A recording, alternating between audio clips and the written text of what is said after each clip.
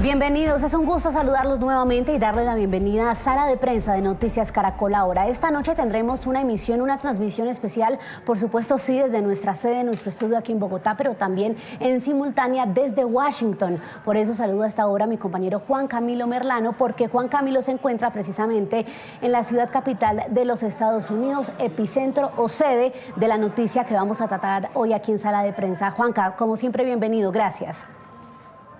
María Camilo, un gusto, buen día y un gusto estar aquí en Sala de Prensa de Caracol Ahora.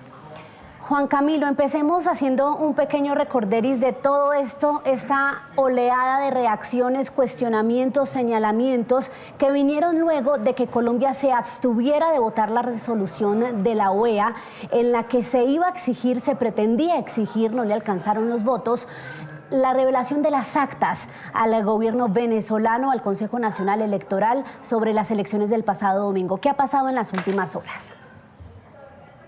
Pues naturalmente generó rechazo de actores políticos, primero, allí inmediatamente en el marco del Consejo Permanente de la OEA, con expresiones de cancilleres de los países de cancilleres y de embajadores de los países que sí respaldaron ese proyecto de resolución, comentarios que iban desde el silencio significa o es equivalente a complicidad con el fraude, otros comentarios, por ejemplo, el muy fuerte del canciller de Perú asegurando que esta determinación, esta abstención era una prueba de por qué los ciudadanos no creen en los políticos ni en instituciones como por ejemplo la Organización de Estados Americanos. Y posteriormente fuimos viendo otro tipo de reacciones, también la reacción de los Estados Unidos diciendo que no entendía la postura de Colombia, teniendo en cuenta que el proyecto de resolución pedía fundamentalmente dos cosas que ya Colombia había pedido públicamente, al menos a través del presidente Gustavo Petro y el canciller, y era publicación de las actas con los resultados y verificación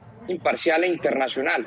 Entonces no entendía mucho por qué se daba esta posición del gobierno colombiano. Y lo que hemos visto ya durante todo el día de hoy son reacciones en ese mismo sentido, muchas críticas al gobierno del presidente Gustavo Petro por haber tomado esta determinación y también señalamientos de que es una contradicción porque precisamente él había expresado públicamente respaldo por lo menos a lo que en esa resolución estaba contenido. Precisamente esa posición que usted acaba de mencionar, de señalarlo como una contradicción por los pronunciamientos previos tanto del canciller como del presidente, la comparte nuestro invitado especial del día de hoy. Es Gabriel Silva, ex embajador en Estados Unidos y también ex asesor especial de la OEA. Doctor Gabriel, como siempre, un gusto tenerlo aquí en Noticias Caracol Ahora. Doctor Gabriel, espéreme que ahora sí ya lo escucho. ¿Cómo está? Bien, ¿cómo se encuentran ustedes? Muchas gracias por la invitación, María Camila. Gracias a usted. Nos comentaba, doctor Silva, Juan Camilo, entonces el panorama y el revuelo que ha generado esta posición de Colombia. Pero, doctor Silva, trayendo el tema un poco, aterrizándolo sobre lo que ha venido manejando Colombia en su posición en esta asamblea, Juan Camilo, de hecho, en el pasado ha revelado cómo Colombia también se ha abstenido de votar diferentes resoluciones que tienen que ver con Nicaragua. ¿No se veía venir que esto también iba a pasar en lo que tiene que ver puntualmente con el seno de la OEA? Bueno, creo que la posición del gobierno de Colombia, el presidente Petro, ha sido consistente con su ideología. Ese es el tema que vale la pena resaltar aquí. El gobierno ha mantenido una línea de conducta donde sus votaciones reflejan una posición de izquierda, una posición de solidaridad con regímenes ideológicamente parecidos y eso se vio en esta ocasión. Hay unas grandes contradicciones entre lo que se dice y lo que se hace, y vemos, por ejemplo, que en el recientemente emitido comunicado de la reunión y de la conversación entre los presidentes de México, Brasil y Colombia, lo que se observa es que es una reiteración de lo que se dijo a lo largo del día y al final del día de ayer, y es que se muestren las actas, pero esas actas pues ya sabemos que están en manos del gobierno. Entonces no vemos que en la OEA se pueda encontrar una solución y vemos al gobierno comprometido con el gobierno de Maduro en alianza con el gobierno de México y de Brasil. Juanca, adelante. Cuestionamiento, pregunta al doctor Silva. Doctor Silva, a propósito, ya que usted menciona el comunicado que salió esta tarde, el comunicado conjunto entre los tres gobiernos, pues si bien el segundo párrafo, si no estoy mal, es el que hace este llamado que ya, digamos que todos los gobiernos, estos tres gobiernos lo habían hecho de cierta manera, pero luego viene un llamado que de cierto modo causa algo de inquietud, y es que ellos dicen que tiene que ser resuelto a través de la vía institucional. El problema es que la vía institucional en Venezuela es la misma instancia que hizo el fraude, que es el Consejo Nacional Electoral. ¿No preocupa un poco y de cierta manera esto podría terminar dilatando el proceso y ocasionando absolutamente nada? Pues, Juan Camilo, creo que estás en lo correcto. He revisado con bastante cuidado, como lo han hecho ustedes, este comunicado y aparentemente dice lo mismo que se han dicho hasta ahora y se piden las mismas cosas. Pero efectivamente, los gobiernos le piden a Venezuela que se respete los canales institucionales. Y si uno oye en paralelo a Maduro, él ya ha dicho que entiende por canales institucionales. Maduro elevó una solicitud de amparo, háganme el favor, al Tribunal Supremo de Justicia, que todos sabemos que sus magistrados han sido designados por el propio presidente Maduro, y él ha elevado un amparo y lo ha puesto como de gran árbitro. Y a continuación dice el presidente Maduro que el 100% de las actas las tienen ellos y que esas son las actas que van a presentar al Tribunal Supremo para que sea un poco el árbitro de esta situación. Es decir, hay unos aspectos interesantes. Los tres presidentes dicen que ojalá se verifique por alguien independiente. No mencionan cuál sería el actor independiente que verificaría esas actas, pero creo que estamos cada vez más dándole tiempo a Maduro para que solidifique el fraude. Cada día que pasa, pues se sabe que detrás de bambalinas están ocurriendo cosas y también se aumenta la violencia. Ya se sabe y se ha dicho que la líder María Corina Machado se encuentra en peligro. Hay fuerzas que buscan atraparla y quizás posiblemente encarcelarla. Ella está temiendo por su vida, así se lo ha hecho saber a muchas personas cercanas, incluso públicamente. Entonces, uno ve que lo que está haciendo o lo que están haciendo estos presidentes es ganarle oxígeno a Maduro para que consolide su control absoluto sobre esta situación. Hablemos, doctor Silva, de otros actores importantes aquí, porque nada más en lo que tiene que ver con la OEA se habla de un bloque que busca restarle importancia a este organismo, pero hay otros países de los que no se habla que también están teniendo mucha relevancia en esto que está pasando. ¿Cómo ve el panorama geopolítico alrededor de Venezuela en lo que tiene que ver con sus aliados? Camila, si recuerdas, estoy seguro que lo viste con cuidado porque ustedes lo han contado varias veces aquí en Noticias Caracol, como los primeros en pronunciar sobre la victoria de Maduro, la supuesta victoria de Maduro, fueron precisamente China y Rusia, y un rato después Irán. Entonces vemos que los aliados geopolíticos de Maduro se alinearon con su declaración y es que realmente esos son los apoyos más importantes que tiene hoy en día Maduro si se le suma a Cuba. El gobierno de Cuba está fuertemente involucrado, estuvo fuertemente involucrado en los preparativos de estas elecciones y no nos extrañe que está siendo un gran asesor en este momento. Esos países van a apoyar porque Venezuela es un país que les conviene muchísimo a estos países en la medida en que es una esquina en la zona de influencia de los Estados Unidos. Entonces, Maduro cuenta con el respaldo y con el apoyo de estos países que es parte de lo que le da la fuerza que tiene, porque estos países no tienen ningún problema, como lo sabemos, ninguno de estos países, de contemplar pasivamente la violación de los derechos humanos. De hecho, cuando han existido manifestaciones democráticas autónomas y protestas sociales, estos países, China, Rusia, recientemente Cuba, se movilizaron contundentemente para violar todos los derechos a la protesta y los derechos humanos y encarcelar a los líderes de la protesta. O sea, que el ejemplo de sus mejores amigos es lo que estamos viendo hoy en día en Caracas y en el resto de Venezuela. Sí, doctor Silva, cuando uno habla con diplomáticos estadounidenses en cámara y les pregunta si el pueblo venezolano está solo, ellos dicen inmediatamente que no, que está todo el respaldo de la comunidad internacional y que vamos a seguir presionando al régimen. Pero cuando uno apaga la cámara y el micrófono y les pregunta, lo primero que le responden a uno es: la realidad es que todo lo que vaya a pasar depende fundamentalmente de lo que haga el pueblo venezolano. ¿Esto usted le ve una salida distinta a que sea, no sé, si se quiere, una gran movilización del pueblo venezolano? O los si ellos militares, no hacen eso, que también dicen.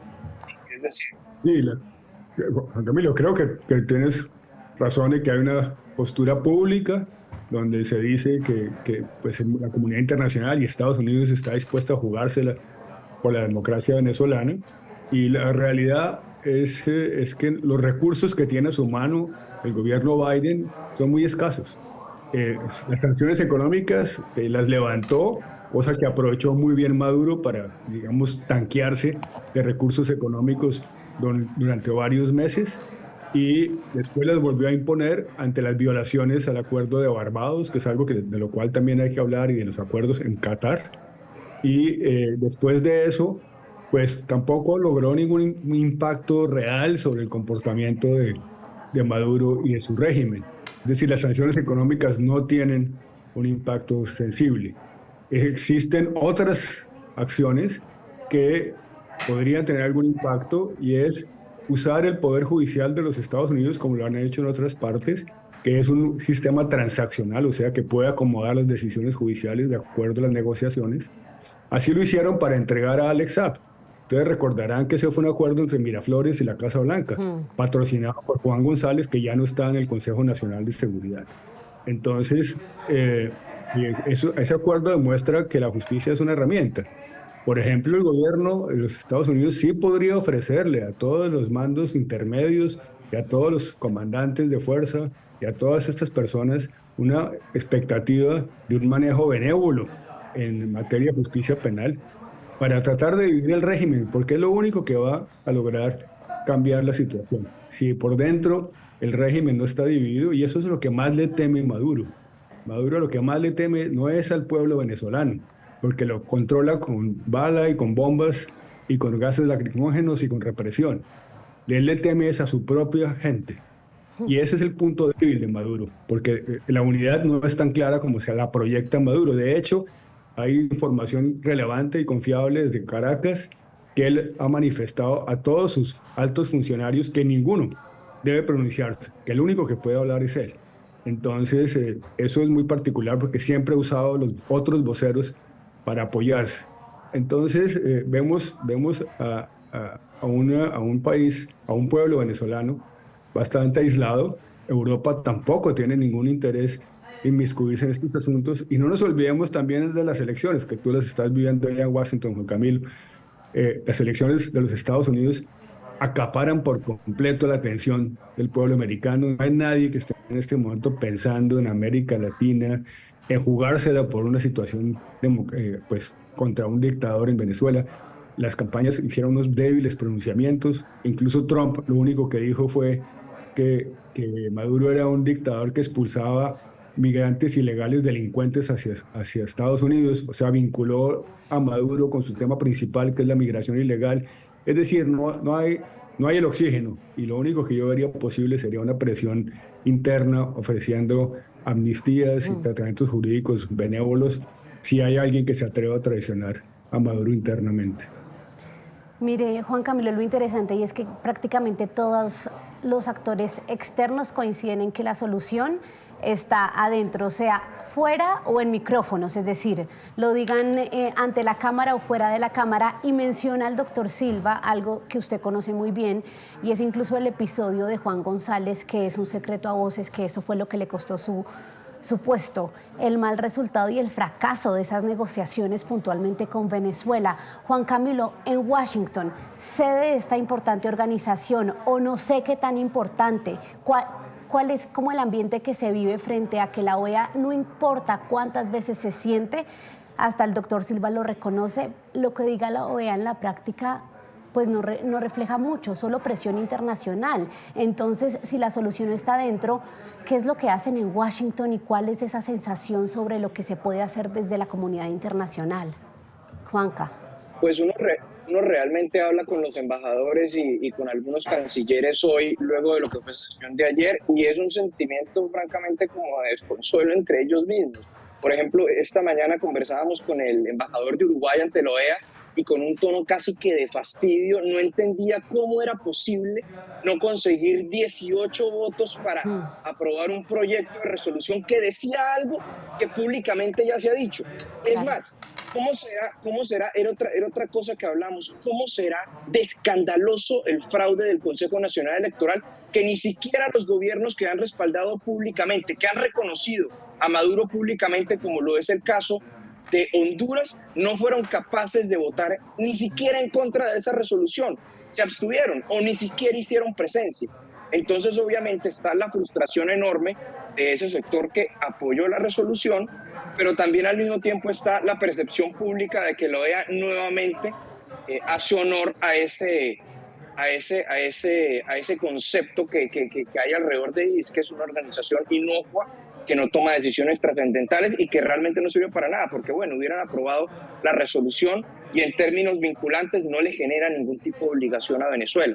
Eso es uno de los argumentos de Colombia, ¿no? Decir que Venezuela no está en la OEA desde el año 2019. Pero en todo caso yo sí creo, y pues hay mucha gente que cree, que hubiera sido una manifestación política importante y que precisamente los ciudadanos en los pueblos de las Américas estaban esperando por un pronunciamiento en ese sentido.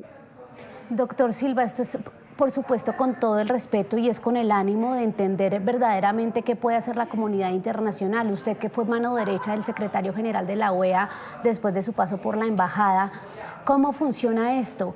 Si ustedes son conscientes al momento de llevar las resoluciones de que eso es simplemente una simbología y más una presión diplomática que puede terminar en nada.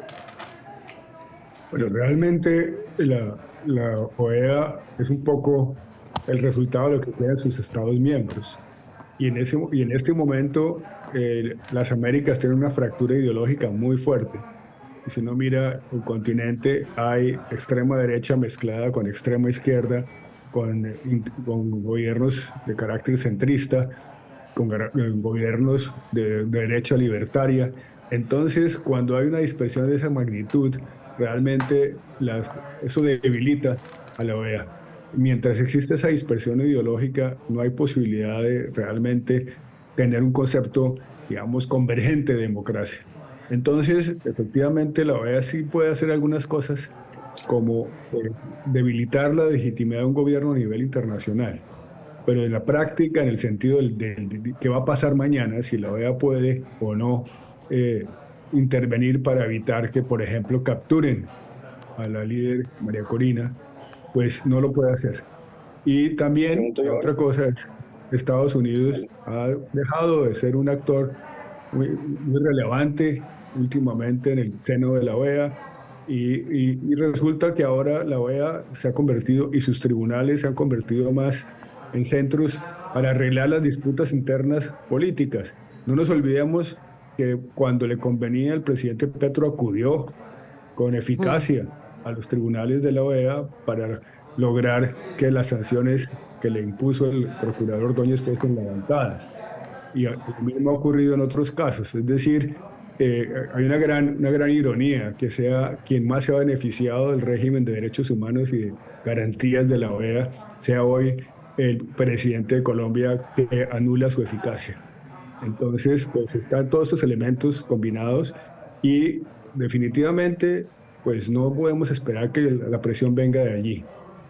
La presión va a existir, pero no creo que estemos viendo nada distinto y un mecanismo con estas sugerencias de diálogo como un mecanismo simplemente para darle tiempo a Maduro para consolidar su situación.